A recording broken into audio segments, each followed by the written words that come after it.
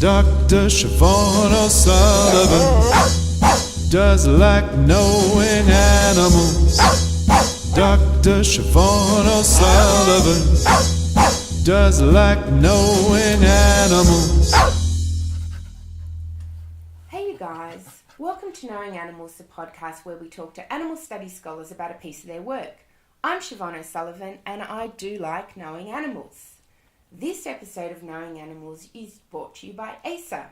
ASA is the Australasian Animal Studies Association. ASA does fantastic work supporting animal studies scholars in their research. They organise a conference, they bring news of funding opportunities, calls for papers and many other things. So ASA is an absolutely fantastic organisation. It exists for the purpose of supporting animal studies scholars and I really recommend it to you. If you're not a member of ASA, please consider joining. ASA, the Australasian Animal Studies Association. Well, this episode of Knowing Animals is coming to you from beautiful sunny Sydney town where we're experiencing a very sunny warm day. And we're back recording at my place after the excitement of Mexico City. Now, I'm very lucky though to have an international guest. Today I'm joined by Monique Janssens. This is where I realised I didn't check how to pronounce your name correctly. Do you want to jump in with the correct pronunciation? Janssens. Janssens, okay, not even close. So Monique is a PhD candidate. She's from the University of Rotterdam. And today we're going to discuss her 2016 journal article, The Ethical Responsibility of Companies Towards Animals, a study of the express commitment of Fortune Global 200, and it appeared in the Journal of Corporate Citizenship. So welcome to the podcast, Monique. Thank you, Siobhan. I'm very honoured to be here. So this is quite an unusual topic for a lot of animal studies scholars. Can you start by telling us why you took on this topic? Yeah, well, that's a long story. I'll try to make it short. I've been working as a communications professional for many years already for NGOs in animal advocacy, like the Dutch Society for the Protection of Animals, World Animal Protection, and Anti-Bullfighting Committee, for example. And I wanted to go some deeper into the topic by studying an extra master's in animal ethics, which I did at Utrecht in the Netherlands. And then I noticed that there wasn't any connection between business ethics and animal ethics. And that looked very strange to me. When you think of triple P, I don't know if you've heard of it, like people, planet, profit, you can hear immediately that it looks as if the animals have been forgotten there. And in business ethics, you find hardly any references to animal ethics. So I thought there's something to be done there, and that's what I'm trying to do right now. Yeah. So you're absolutely right, as you note in your article, that business ethics business ethics is a big deal, but it's tended not to incorporate animals. Why is that? Well, I'm not sure what the reason is, but people like John Elkington, who in a way invented this triple P, might have had a big influence there. And I think, because people are more close to us, we easily think, oh yeah, we gotta do good things for people, and not the bad things. And I think that animals just are not in that scope. But at the same moment, I think that through the NGOs in animal advocacy, I think that the people, the public, and the consumer, of course, are making a change there. They are going to see that we have to do more things to make things better for animals. So I think at this moment there's a change going on, and businesses are starting to see that they should change. But I think in the Netherlands we're quite far with this, and maybe in the Western countries and here also I can see that. But there are now, let's say, continents where this just doesn't happen at all. And I think, I'm trying to be just one little person in the system to change that. So you use quite a complex methodology in your paper. Can you tell us something about the method you used? My co-author Muel Kaptein and I, we thought that we should start off with just looking at companies. How do they talk about animals at all? And to make it possible to look at many companies at the same time, we looked at their websites, because it has been shown before that the websites are rather representative for what companies are doing. Of course, it's only the outside. You can't say too much about what they're actually doing, but we looked for the word animals, just simply like that, on 200 websites of large companies. And what we found that half of them doesn't even mention the word. And amongst them, there are also, for example, wholesalers of food. So it's hard for us to imagine, I think you and I are in this world of animal advocacy, that a large company, a large wholesaler of food, can ignore animal ethics at all. So, it showed us once again that there's so much to be done. So what did you find? How common is it for corporations to talk about animal ethics?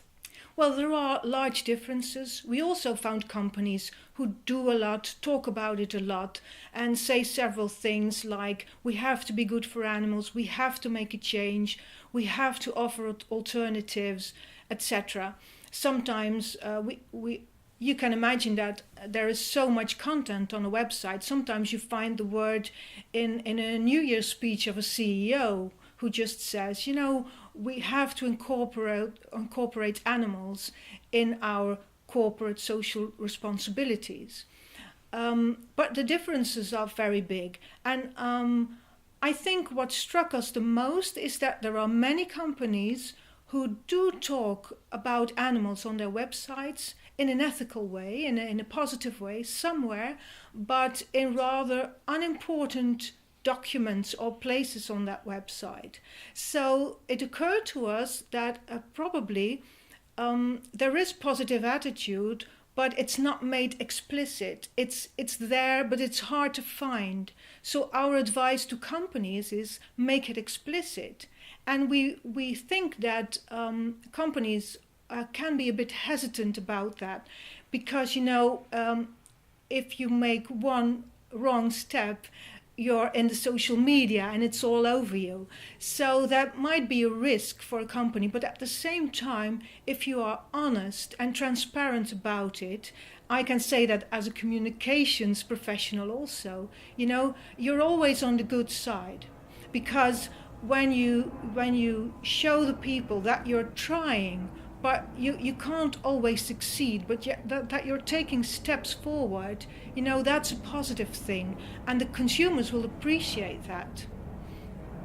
Yeah, it's very interesting though, isn't it? Because you point out in the article how much of an impact corporations have on animals in so many diverse ways. Yes, that's right. And if you're a corporation whose task it is to turn animals into meat, how much is there to say, or how do you deal with that? Do you take the approach that, okay, for us it's about harm minimization or pain minimization while the animal's alive or during death, or, so I'm just wondering, if your task really is fundamentally to do something that is harmful, how do you then communicate within that context? Yeah, that's difficult, of course, but we are living in a society where harming animals for food is quite normal. It's the standard, and we shouldn't forget that. So if you say tomorrow the society must be vegan, you're not gonna have an applause from the companies. They can't do that just in one step. So I think it is very important to accept that small steps count also. And I see in the Netherlands what small steps can do. I'll give you an example. There's this well-known retailer of food with many supermarkets who has put the vegetarian and vegan options in a very central place in the supermarket. You can't ignore them, you have to see them. And since then, they sell much better. So those are small steps with a big impact, and I think it's very important to accept that and to work with them. We've also done some research in, what helps companies to take these steps, and working together with NGOs, for example, NGOs that can start animal welfare labels for the products, for example, that works very well. And with there has been much criticism on this this strategy, because when a pig has a life that is just a little bit better than it was before, it's still not a good life. But if large companies start using these labels, first step, second step, third step, then things are going to change, and that's our aim, isn't it? So in the paper you identify regional differences. Can you tell us about what you saw in terms of different parts of the world, or companies located in different parts of the world? Well, that is difficult. We saw a few things. As I just said, the Western world is performing a little bit better than Asia, for example. But Africa wasn't in our study because it's not amongst the 200 largest countries in the world. South America didn't have many companies in our study. So I think I must be very hesitant to draw conclusions on that. Right. Yes. And has the business community been interested in your findings? Not too much. I would like the listeners to help me spread the word, because a friend of mine, Conchita Mulder, has made a wonderful animation video on the content of the study. So companies don't have to read the whole study. They can look at the animation, and it can be used in presentations, etc. So and it's on YouTube. Do you want to give the address or what you search for? Yeah, the name. It's called Corporate Commitment to Animals, and it's together with my name. It's very easy to find. So please use it and spread the word. Yeah, wonderful. So ideally, what would you like to see corporations do? I'd like to make them some steps, as I said before, and they could start off with analyzing with our system how they themselves talk about animal ethics on their websites. And that could be a start, because then you will find elements within the company where it's already a topic, and that can be amongst employees, for example. And then you could start like a small group, a think tank, to address the issue, talk about it, and start the discussion in the company. That would be a good start. And then finally, we hope that they put animal ethics in their business code and in their corporate responsibility issues, etc. Wonderful. So I ask everybody who comes on the podcast to answer 5 quick questions. Are you ready for your 5 quick questions? I am. Just having a quick glass of water to freshen up for the 5 quick questions? Yes. Okay. Can you recall the first piece of pro-animal scholarship you ever read? Yeah, I'm not going to be very original here, because that was Peter Singer's Animal Liberation. I read it quite early. It was translated in Dutch in 1977. I was 15 then, and already a vegetarian, so I didn't need the book to persuade me into vegetarianism or animal advocacy, but I was stunned by his utilitarian approach, because from that on I think it feels as if I was born a utilitarian. This is exactly how I look at things. And so I've been following him all these years. I met him in Utrecht at the 2012 Minding Animals conference, and he even helped me into this topic, because around me professors were saying, oh no, what you're trying to do, that's impossible. First you'll have to prove that there is a corporate responsibility towards society whatsoever.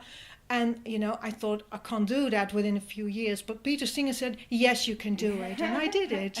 Wonderful. So can you recall the first piece of pro-animal scholarship you ever wrote? Yeah, that was during my master's in ethics in Utrecht. And it was about vegetarianism. I was comparing the utilitarian approach and the Tom Regan's approach, the deontological approach. And, my conclusion, of course, was that we all should be vegetarians or vegans. So if you had to name one animal studies scholar who's had a big impact on you, who would it be? Well, that's again Peter Singer, but I'm going to mention someone else now. That is a Belgian guy called Tobias Leenaert.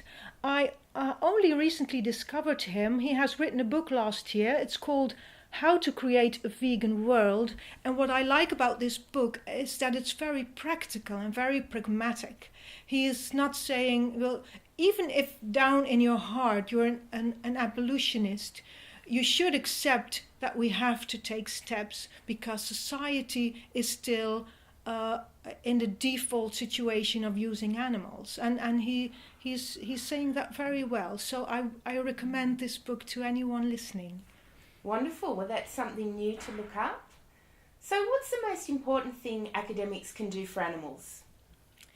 Well, I think as scholars they're doing their best, and it's very good what they're doing right now. But I think we should be more in the public discussion, more in the open. That's what I've been trying to do by making, together with my friend, this animation video. And of course, as a communications professional, it's what I do. So I write letters to the newspapers, and I try to go out with the topic. And I think that's what scholars could do a bit more. So if you had the power to change one thing about the human-non-human animal relationship, what would it be? I think it would be that people start, to look animals in the eyes and realize that in there's just another individual as you are. So I think I didn't realize that when I was young, and it took some time for me to realize that we're just another species of the same branch that developed in this world, and why would we be any better than the others? If people just could see that there's another individual with the same wishes for, social relationships, food, drink, a cozy place to sleep. It's so similar. So I think if we see that, things would change. Yeah. So Monique, what are you working on next? At the moment, I'm working at finishing my PhD, which is difficult when you're working, but so I do it in my spare time. But I'm working at a paper at the moment in which, once again, I'm saying there is a responsibility of companies towards animals, but now it's a more philosophical point of view. So not that practical, like we just said, but it's more from philosophical viewpoint. But at the same time, I always end with practical action points for companies to do. And that is not alone for companies. So people who are listening, who are in a company, as I just said, they could show the video, but people from NGOs who are listening could go to companies, talk about this topic. In a few other papers that are in the pipeline, I give them some ideas about what they can do to start partnerships with companies. So maybe. Yeah, I'm working on that at the moment, yeah. Wonderful. So how can people find out more about your work? Well, my website is in Dutch, so that's difficult for English-speaking people. But my name, Janssens, with 3 S's, and Monique, spelled in the French way, with Q-U-E, is easy to find. And if you combine that with animals or animal ethics or business ethics, you'll find me easily. Wonderful. Well, thank you so much for joining us for Knowing Animals, and thank you to the listeners for joining us for Knowing Animals, the podcast where we talk to animal studies scholars about their work. Now, this episode of Knowing Animals was sound engineered by Andrew Woodhall. So if it doesn't sound very good, it's not my fault. It's not because I don't know how to use the equipment properly. It's all down to Andrew, and you can message him with your feedback. Meanwhile, don't forget to follow us on Twitter at knowing_animals or on Facebook at Knowing Animals. Also, don't forget to leave a review on iTunes. Reviews make it easier for other people to find us. I'm Siobhan O'Sullivan, and I do like knowing animals.